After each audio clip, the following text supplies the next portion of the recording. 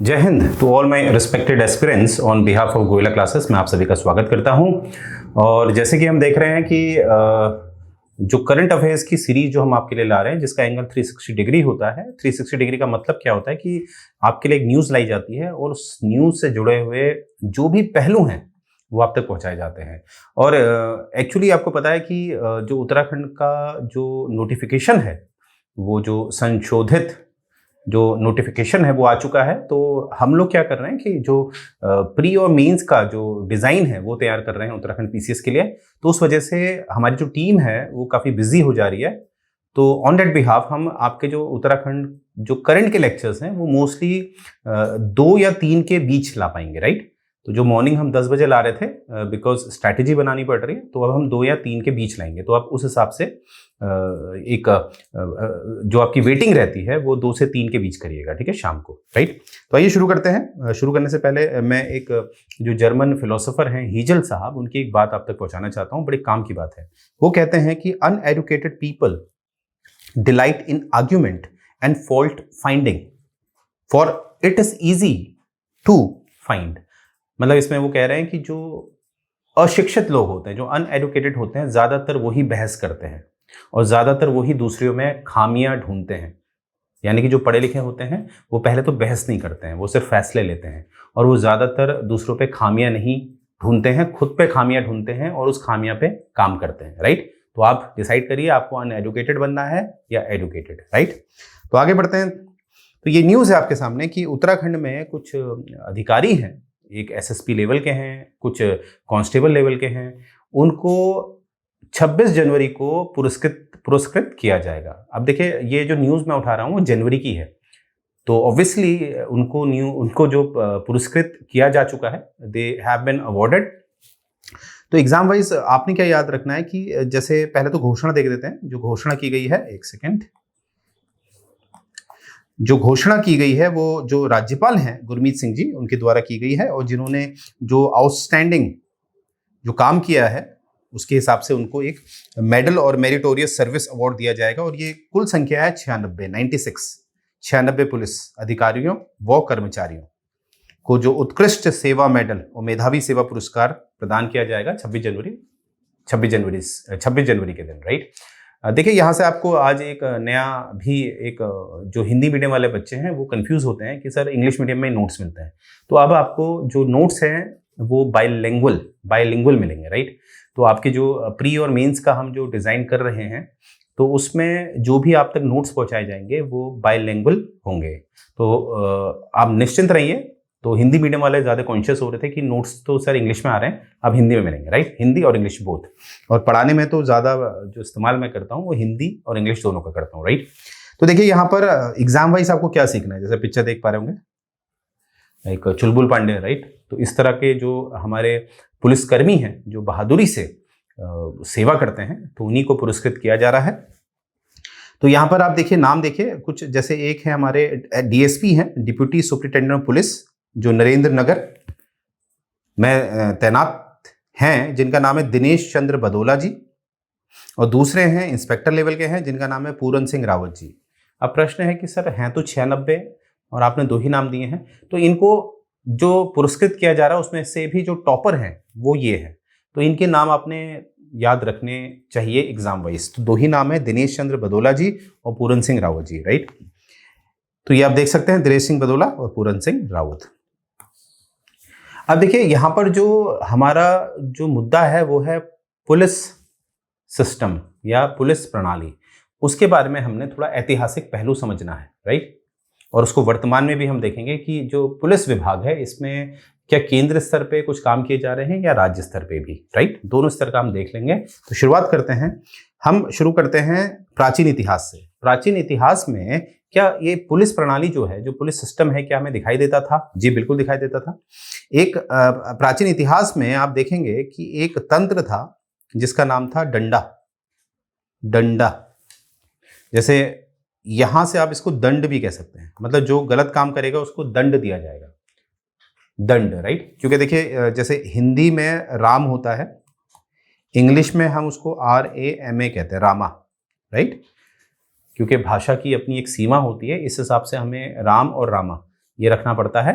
तो वैसे ही दो डंडा आपको दिख रहा है इंग्लिश में, असल में वो दंड है। तो दंड प्रथा एक थी भारत में प्राचीन इतिहास के समय से, जिसमें जो भी लोग गलत काम करते थे तो उनको जो शासक होता था वो उनको दंड देता था। ठीक है, जैसे यहाँ पर आप देख पाएंगे, जैसे किंग और जो शासक है, जिससे कि जो कानून व्यवस्था है वो बनाई जाए। ठीक है, तो यानी कि प्राचीन इतिहास से जो पुलिस प्रथा है वो कहीं ना कहीं भारत में दिखाई देती है। राइट, अब बात करें ब्रिटिश इंडिया, क्योंकि आज जो पुलिस प्रशासन आपको दिखता है, जो पुलिस जो अपनी मैनेजमेंट करता है, जो पद हैं एसपी, डिप्टी एसपी, ये कहीं ना कहीं जो ब्रिटिशर्स थे उन्होंने ही ये प्रणाली का जो आधार है, जो बेसिक है, वो रखा था। राइट, तो यहाँ से देखिए, जो आपको पता है कि जो इंडियन काउंसिल एक्ट थे, 3 थे इंडियन काउंसिल एक्ट, एक था 1861 का, एक था 1892 का, और एक था आपका 1909 का, जिसको मोर्ले मिंटो रिफॉर्म भी कहा गया है।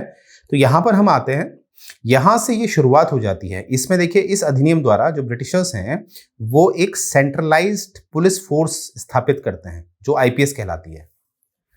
जैसे आईपीएस आप जानते ही हैं, ऑल इंडिया पोस्टिंग में नाम आता है आईपीएस का। तो इसका जो ऐतिहासिक पहलू है वो शुरू कहाँ से होता है, वो 1861 के द्वारा, इंडियन काउंसिल एक्ट 1861 से। राइट, और इसी में एक अधिनियम बनाया गया था, इसी वर्ष एक इंडियन पुलिस एक्ट पारित किया गया था, जो आज भी चल रहा है। हालांकि काफी संशोधन हुए हैं इसमें, पर आधार अभी भी क्या है, इंडियन पुलिस एक्ट 1861 जो मूल है वो आज भी चल रहा है। तो ये बात याद रखेंगे, इंडियन पुलिस एक्ट 1861। राइट, अब देखिए यहां पर मैंने ये क्यों जोड़ा हुआ है, अध्यादेश के बारे में क्यों जोड़ा हुआ है। आपको पता है अध्यादेश क्या है? अध्यादेश आता है, एक सेकेंड, अध्यादेश जो आता है वो हम देखते हैं कहां पर आता है। वो आता है, अगर मैं राष्ट्रपति की बात करूं, प्रेसिडेंट की बात करूं, तो राष्ट्रपति जारी करते हैं 123 अनुच्छेद द्वारा, और जो राज्यपाल होते हैं यानी कि जो गवर्नर होते हैं राज्यों के, वो करते हैं 213 द्वारा, अनुच्छेद 213 द्वारा। अब ये अध्यादेश को मैं यहाँ क्यों जोड़ रहा हूँ, इसलिए जोड़ रहा हूँ क्योंकि भारत में जो पहला अध्यादेश को जो एक कानूनी दर्जा मिला वो इसी वर्ष मिला, 1861 में। जो इंडियन काउंसिल एक्ट 1861 था, उसने जो अध्यादेश था, अध्यादेश को इंग्लिश में कहते हैं ऑर्डिनेंस, ऑर्डिनेंस को एक कानूनी दर्जा दिया। किसने दिया? इंडियन काउंसिल एक्ट 1861 ने। हालांकि 1859 में ये अध्यादेश आ चुका था।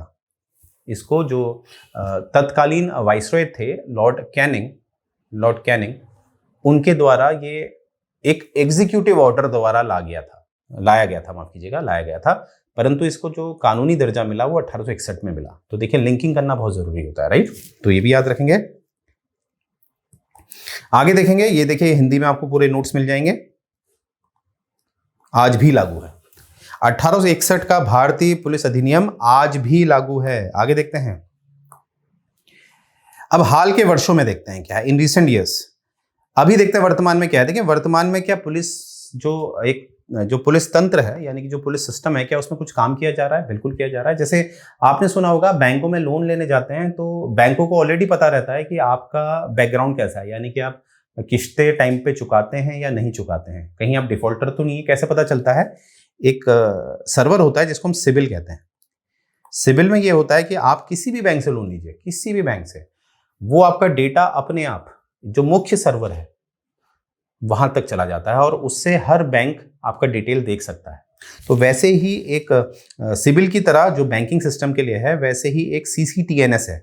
इसका फुल फॉर्म देखेंगे, crime and criminal tracking network and system.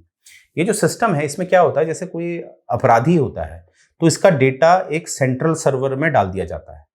यानी कि अब वो अपराधी कहीं भी जाएगा, कुछ भी करेगा, किसी भी पुलिस थाने में वो सर्वर में एक्सेस करके उसके बारे में जाना जा सकता है। यानी कि अब अपराधी छुप नहीं सकता है। ठीक है, दुनिया के भी किसी कोने में आप उस अपराधी के बारे में पता कर सकते हैं। अभी फिलहाल हम भारत की बात करेंगे, यानी कि गोवा पुलिस उत्तराखंड का कोई अपराधी होगा, उसके बारे में जान सकती है। राइट, तो देखिए ये एक पारदर्शिता के लिए है। CCTNS तो किससे संबंधित है? पुलिस तंत्र से। ये बात याद रखेंगे। आगे देखेंगे, क्राइम रेट की बात की जाए, जैसे अपराध का जो दर है उसको, जो भारत में कौन सा संस्थान है जो इसमें रिसर्च करता है फिर रिपोर्ट बनाता है, वो है आपका NCRB कहते हैं इसे। NCRB जिसका फुल फॉर्म है national crime record bureau. National crime record bureau ये सब मतलब आपराधिक गतिविधियों पे नज़र रखता है और रिपोर्ट बनाता है कि किस तरह के मामले सामने आ रहे हैं, बढ़ रहे हैं या घट रहे हैं।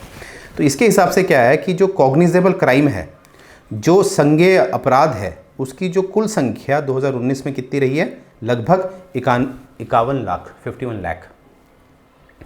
अब प्रश्न है सर ये कॉग्निजेबल ऑफेंस क्या होता है, जिसे हम संज्ञेय कहते हैं, कॉग्निजेबल या संज्ञेय। कॉग्निजेबल मतलब होता है ऐसे ऑफेंस जो ज़्यादा एक्सट्रीम होते हैं, मतलब जैसे कि हत्या, एक हत्या हो गया, जैसे रेप हो गया, ये सब होते हैं कॉग्निजेबल, मतलब ये ज़्यादा गंदे हैं, राइट, जिसमें कहीं ना कहीं एक मानसिकता दिखती है कि कितने गलत मानसिकता है। और वहीं पर जैसे कुछ अपराध हम मानते हैं जिसको हम नॉन कॉग्निजेबल कहते हैं, नॉन कॉग्निजेबल ऑफेंस, जैसे कोई टैक्स चोरी हो गई, टैक्स चोरी, और जैसे कि प्रॉपर्टी का विवाद। तो इस तरह के जो मुद्दे होते हैं जो कॉग्निजेबल नहीं होते हैं वो नॉन कॉग्निजेबल होते हैं। तो इसमें देखिए ये जो होता है ये उतने गंदी मानसिकता नहीं दिखाते हैं जितना ये दिखाते हैं। तो ऐसे अपराधी समाज के लिए भी गलत होते हैं। हालांकि अपराधी चाहे छोटा हो बड़ा हो समाज के लिए तो गलत है, परंतु कॉग्निजेबल आप समझ चुके होंगे कि कॉग्निजेबल मतलब जिसकी मानसिकता बहुत गंदी होती है, जो बड़े बड़े क्राइम होते हैं। यानी कि कॉग्निजेबल अपराध में ही आपको 302 के तहत फांसी पे चढ़ाया जा सकता है, राइट, ये बात याद रखेंगे। तो यहाँ तक आपको समझ में आया होगा। तो देखिए ये कुछ डेटा है जो मैंने आप तक पहुँचाया। अब जैसे कि हमारी जो बहुत जल्द आपको मिलने वाला है MCQ सीरीज़, जिसमें आपका उत्तराखंड का डेटा कवर किया जाएगा MCQ फॉर्मेट में, जिससे कि आप जब एग्ज़ाम में बैठे तो ऑलरेडी फैमिलियर रहें। और आपको पता है हमारी जो टेस्ट सीरीज़ है वो आपने ज़रूर लेनी है, और टेस्ट सीरीज़ लेके ही आप समझ में आएगा आप किस लेवल में पहुँचे हुए हैं, राइट। और टेस्ट सीरीज़ बहुत जेन्युइन प्राइस में रखी गई है, अपर और लोअर के लिए। It will cost you only 999 each. और जब आप इस दोनों को साथ लेते हैं तो एक कॉम्बो प्राइस में आपको डिस्काउंट मिलेगा, और it will cost you 1499 only. देखिए टेस्ट सीरीज़ ज़रूर लीजिएगा अगर पर्सनली आई एम सेइंग, क्योंकि टेस्ट सीरीज़ से आपको पता चलता है आप लेवल कहाँ है आपका, क्योंकि यहाँ पर जो कंपैरिजन होगा आपका ऑल इंडिया लेवल का करवाया जाएगा। क्योंकि देखिए जब आप हायर PCS की तैयारी करते हैं तो आपको मेंस भी लिखना होता है, राइट। तो इस तरह से आपकी तैयारी यहाँ कराई जा रही है, राइट। जो एक्सपर्ट टीम है उसको पता है क्या आएगा, मतलब एक अंदाज़ा है, ये तो नहीं पता होता क्या आएगा, ऑब्वियस सी बात है, बट अंदाज़ा होता है। और अंदाज़ा अगर तर्कपूर्ण हो तो अंदाज़ा कहीं ना कहीं 99% सफलता आपको दिलाता है। और ये हमारा टेलीग्राम चैनल है जिसमें आपको डेली अपडेट्स मिलते हैं, इंपॉर्टेंट इन्फॉर्मेशंस मिलती हैं, जिसमें आपको इसको लॉगिन करना है। और इसमें जो भी उत्तराखंड से संबंधित जो भी डेटा होता है ये आपको दिया जाता है। इवन जो मैगजीन्स पे हम काम कर रहे हैं, जो कि सॉफ्ट कॉपी जो बनाई जा रही है, वो आपको इसी टेलीग्राम चैनल से मिलेगी, राइट। तो इसमें लॉगिन कर जाइएगा। तो मुझे उम्मीद है आपको ये आज का लेक्चर पसंद आया होगा। जय हिंद।